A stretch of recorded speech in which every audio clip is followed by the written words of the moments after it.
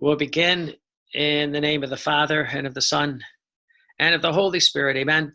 Together, let us pray the first novena of the Holy Church with our Blessed Mother and little Luisa in the cenacle on Mount Zion. From Ascension Thursday to Pentecost Sunday, let us beg for the 7 gifts of the Holy Spirit, for the little children of the most holy divine will, that the third Fiat reign on earth as it is in heaven, that it may begin. Day 5, united with our Blessed Mother Mary and our little Mama Luisa. In the cenacle on Mount Zion, we pray for a great outpouring of the Holy Spirit for the second Pentecost to start the new era of the third Fiat. We pray to the Holy Spirit for the great gift of piety. O most Holy Spirit, we implore you for the gift of piety, which is true sanctity.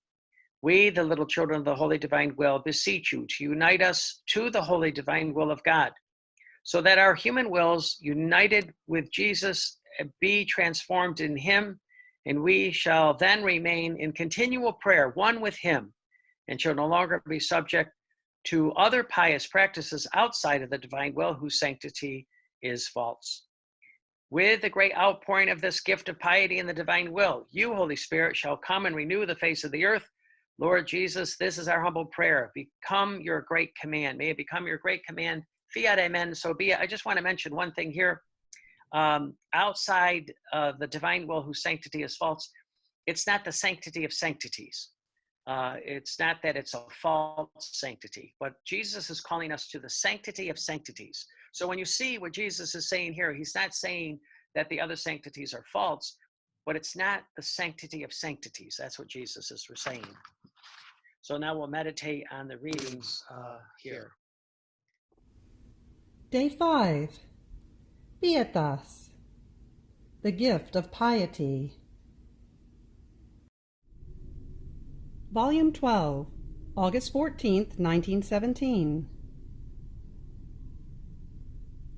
One who lives in the divine will finds it impossible to act on his own. Even more, he feels nausea for his human operating, be it even holy. Because in the divine will, all things, even the smallest ones, take on a different look. They acquire nobility, splendor, divine sanctity, divine power, and beauty. They multiply to infinity, and in one instant, one does everything. And after he has done everything, he says, I have done nothing. Jesus did it.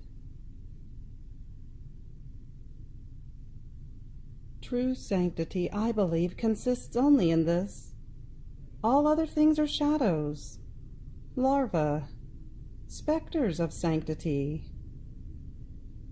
In the divine will, virtues take their place in the divine order, while outside of it, in the human order, they are subject to self-esteem, to vainglory, to passions.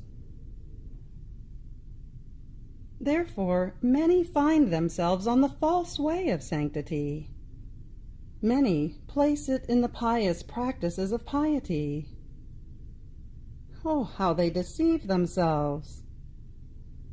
If their wills are not united with Jesus, and also transformed in him, that is continual prayer, with all their pious practices, their sanctity is false.